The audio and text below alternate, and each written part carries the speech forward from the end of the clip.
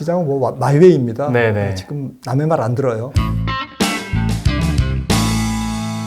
네, 안녕하세요. 반갑습니다. 너네 자산운용 오랜만에 인사드립니다. 저희가 연말을 맞아서 이제 2023년도 경제 전반을 정리해보고 또 2024년 경제 전망을 들어보는 그런 특집 순서들을 준비했는데요. 그래서 아주 특별한 분들을 저희가 섭외를 할 예정이고 오늘의 그 첫 번째 게스트를 바로 소개해드리도록 하겠습니다. 이름만 말씀드리면 다 아실 것 같습니다. 오늘 김한진 박사님 모셨습니다. 어서 오십시오. 네, 안녕하세요. 안녕하세요. 저희야 뭐 한 달에 한 번씩 꼬박꼬박 보니까 네, 그래서 그렇게 오래된 것 같다라는 느낌은 없는데 컨텐츠를 저희가 여기서 언제 찍었는지 봤더니 작년 10월이더라고요. 그런가요? 1년 2개월이 지났습니다. 아이고. 얼마 안 된 줄 알았는데 네. 그래서 그때 당시에 어떤 얘기 하셨나 저도 영상을 좀 다시 보면서 아이고, 왜 의크 하시는지는 잠시 후에 한번 얘기를 하겠습니다만 그때 어떤 얘기 하셨을까 뭐 얘기 나온 김에 맞은 것도 있고 그리고 약간은 좀 다르게 흘러간 면도 있었고 그래서 2023년도를 한번 정리도 해보고 또 2024년도에 어떤 포인트가 있는지 한번 여쭤보고 싶어서 저희가 연말 연초 너네 자산운용 특집의 첫 번째 게스트로 모셨고 또 흔쾌히 나와주셔서 너무 감사드리고요. 감사합니다. 그럼 일단 2023년 1년 이제 다 갔으니까 경제 이슈 중에서 아니면 뭐 흘러가는 방향성 속에서 뭐가 가장 기억에 남더라라는 게 혹시 있으실까요? 작년에 영상을 찍었다고 말씀하셨는데 네네. 제가 기억력이 안 좋아가지고 다는 기억을 못하지만 아마 많은 게 틀렸을 거고 그 틀린 게 올해 매크로 혹은 뭐 자산시장의 특징이 아니었을까라고 생각을 하는데요. 네. 첫 번째로 가장 올해 인상적이었던 것은 제가 작년에 틀렸던 거 올해 연초에 잘못 봤던 것일 수도 있는데 미국 경제가 이렇게 좋을 줄 몰랐다. 미국 경제가 생각보다는 뭐 상반기에 거의 뭐 2.1, 2.2 뭐 이렇게 성장을 했고, 3분기에는 뭐 지금 잠정치지만 굉장히 높죠. 네. 5.2% 나왔고, 뭐 4분기에 조금 뭐 약간 경제가 식기는 하겠지만 올해 2%대 중반 성장률. 근데 시계를 돌려서 뭐 작년 말이나 연초에 올해 경제 성장을 특히 이제 뭐 금융의 중심, 뭐 자산시장의 중심을 이루는 미국의 매크로에 대한 전망이 하반기에는 뭐 0%대 상당히 낮은 성장률을 한번 찍을 거다. 약간 경착륙에 가까울 거다라고 봤는데 뭐 형편없이 틀렸고요. 그래서 연준에서는 어떻게 전망했는지를 한번 보니까요. 작년 9월 달에 연준이 올해 경제 성장률, 자기네 경제 성장률 전망이죠. 네. 우리는 뭐 남의 나라 경제 성장률 전망인데 그것도 연준이 올해 0.5%를 봤습니다. 네. 네. 그리고 작년 연말에는 뭐 조금 올리는 둥 마는 둥 했고요. 올해 3월까지도 1%. 네, 그리고 중계방송 하듯이 계속 연중에 올렸습니다. 네. 네 번의 FOMC 그 분기 말에 SEP가 나오지 않습니까? 네. 네, 그래서 계속 올 3월, 6월, 9월 그렇게 올려가면서 지금 뭐 한 1%대 이렇게 전망을 해서 저도 틀렸고 연준도 틀렸으니까 조금 위안이 됐습니다만. 아니 그리고 그때 당시에 어떤 침체에 대한 우려나 그런 점들을 말씀하실 때 전혀 거부감이 없는 분위기였어요.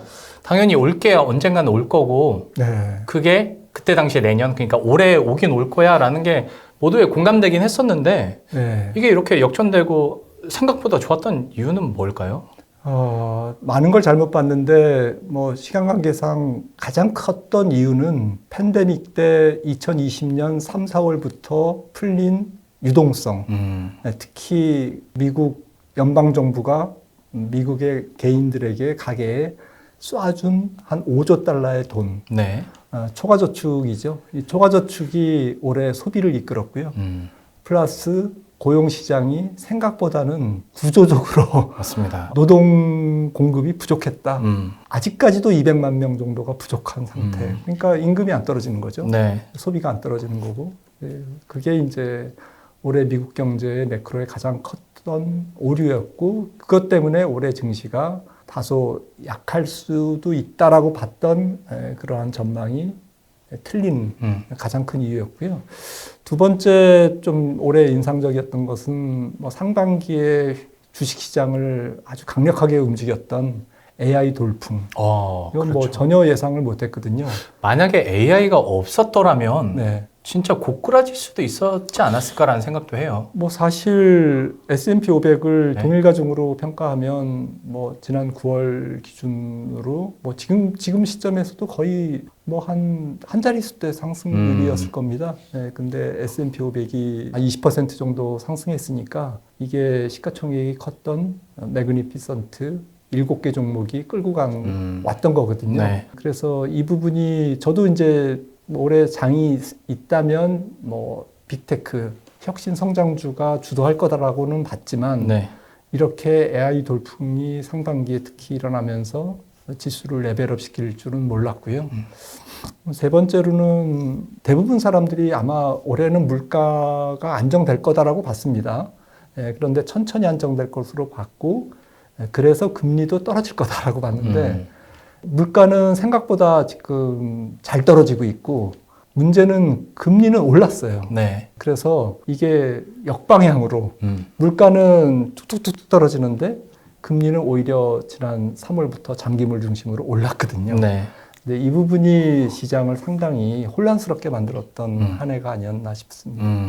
그리고 또 한편으로 이제 올 한 해가 지나가면서 투자자들 마음속에는 다시 또 금리 인하라는 심적인 금리 인하라고 해야 될까요? 그런 게 또 다시 싹 틔우는 하반기이기도 했고 하다 보니까 사실 예측하기 쉽지 않았던 그리고 많은 분들이 솔직히 말해서 틀렸던 2023년 경제 일이었을 텐데 어쨌거나 이제 시간이 지나고 이렇게 보다 보니까 현상들에 대해서는 얘기를 너무 잘 해주셨고 9월부터 10월까지 바닥을 한번 찍더니 그 이후부터 강하게 다시 반등을 하다 보니까 지금 녹화 일자로 현 시점에서 12월 오늘이 5일이죠. 12월 5일 시점에서는 약간 탄력이 약간 둔화되는 느낌이 없지 않아 있긴 하지만 그래도 어떤 산타랠리에 대한 기대감들은 한 달 전부터 계속 얘기가 나왔었거든요. 네. 연말 그리고 연초까지 해서 이런 랠리에 대한 가능성은 그러면 현 시점에서 어떻게 보시는지 또 궁금하네요. 강력한 산타랠리가 될지 선물 보따리가 조금 작을지는 모르겠는데 네. 그래도 조금 랠리는 내년 초까지 좀 이어질 것 같다. 저는 그렇게 생각하고 있고요. 그 네. 이유는 금리가 조금은 더 안정되게 될 수 있다. 시장 금리가 장기 금리가 조금은 뭐 10년물 기준으로 지금 4.3, 뭐 4.2%대인데 그렇죠.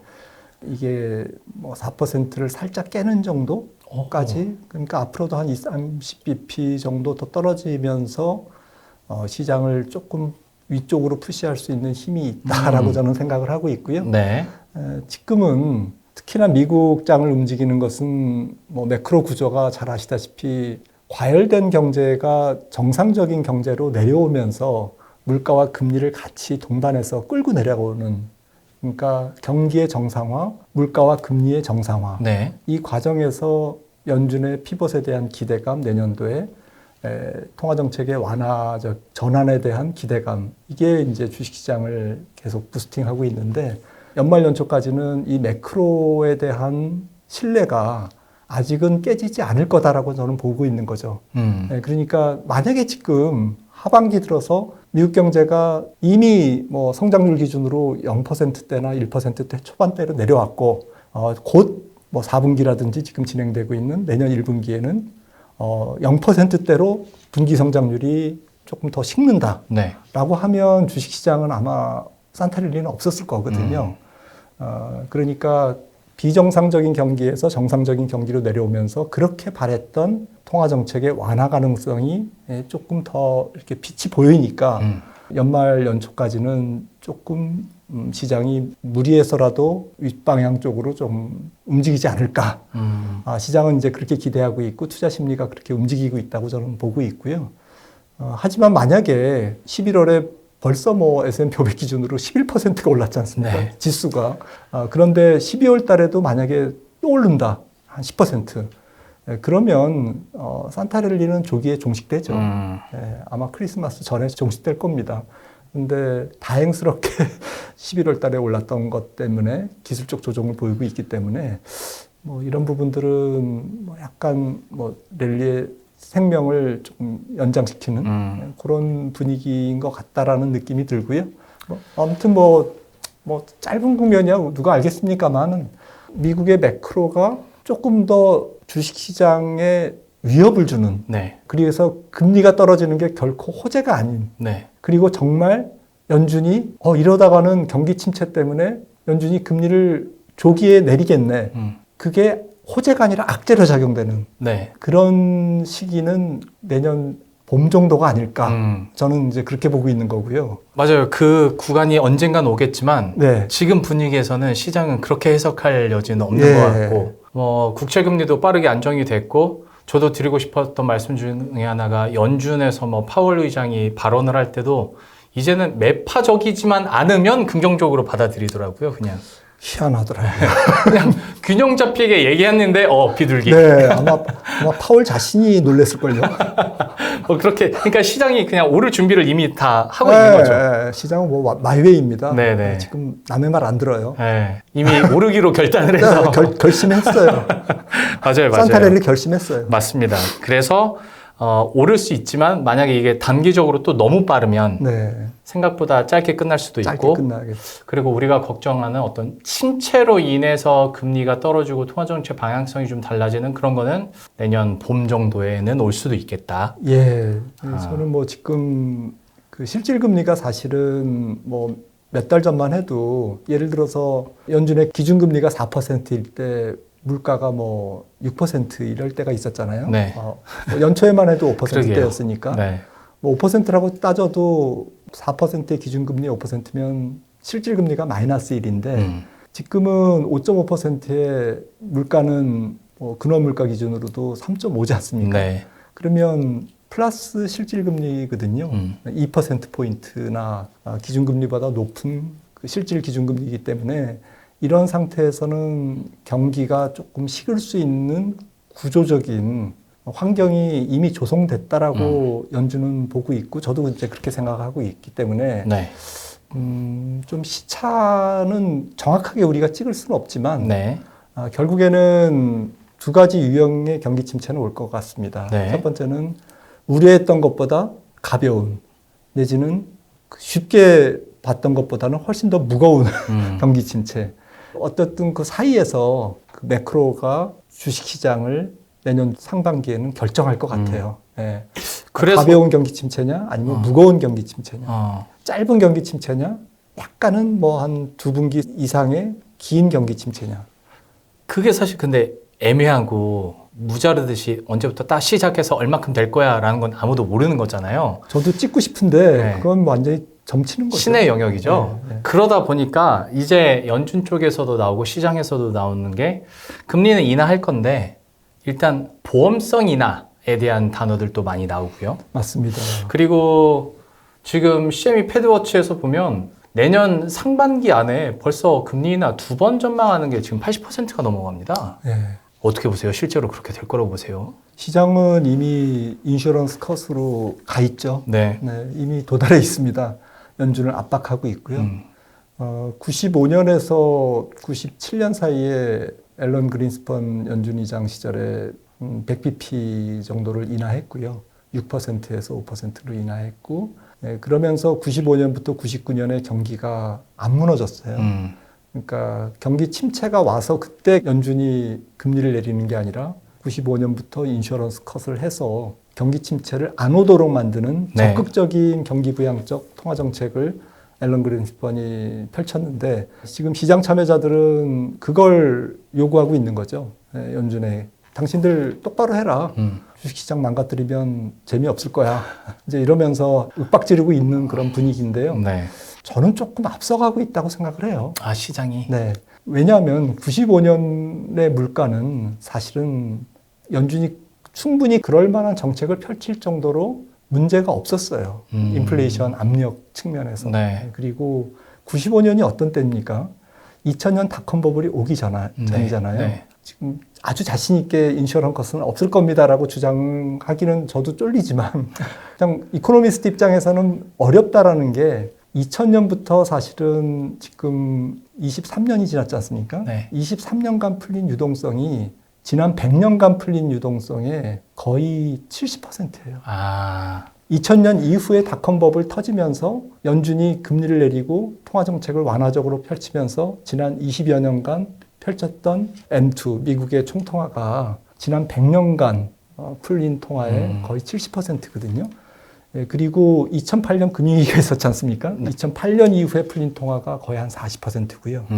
2008년 이후부터 지금까지 풀린 통화의 거의 한 45%가 팬데믹 2020년 3월 이후에 2년 반 만에 풀렸어요. 네. 그게 95년도에 시중에 풀린 유동성하고 천양지차죠. 그거는 비교하기가 어려운 거고요. 연준이 왜 인플레이션에 대해서 겁을 먹냐? 제 생각에는 돈을 많이 풀었거든요. 2020년 이후에. 네. 특히 2008년 이후에. 특히 지난 팬데믹 이후 2, 3년간. 네. 그게 있기 때문에 여기에 대해서 어떤 이코노미스트들도 인플레이션 압력은 다 끝났어 라고 단정하기 어렵다라는 거죠. 연준은 그래서 결론 통화 정책을 완화적으로 피봇을 하려면 적어도 분기 성장률이 0%대를 확인하고 그 다음에 저는 인하를 할 것 같아요. 아, 그래서 저는 하반기에 인하 그럼, 가능성이 네. 높다고 생각을 합니다. 예상하시는 인하 시기가 훨씬 뒤로 밀리겠네요. 갑자기 미국 경제가 지금 상황에서 0% 밑으로 떨어질 리는 없으니까. 그러니까 저는 내년 상반기에 미국 경제가 0%대로 가기 어렵다고 보기 때문에 네, 하반기. 현재로서는 보기 어렵기 때문에 미국 경제가 연착륙하기 때문에 네. 고로 연준도 피봇은 못할 거다 상반기에 라고 생각을 하는 거죠. 이거는 지금 시장의 기대 혹은 전망과는 결이 많이 다른 전망이시네요. 좀 그런 그렇죠. 좀 위험하죠. 오.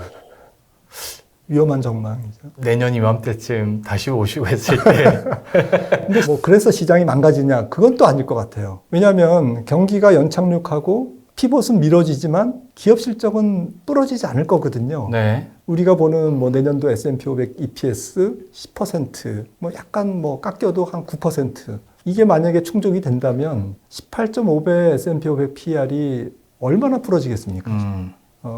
거기다가 내년도에도 AI가 스토리가 계속 뭔가가 나오면 그렇죠. PR을 리레이팅 시킬 수 있는 스토리가 있잖아요. 그렇죠. PR을 뭐 조금 땡겨서 미래 이익을 뭐 3년치 땡겨서 뭐 조금 플레이를 한들 그게 뭐 죄입니까?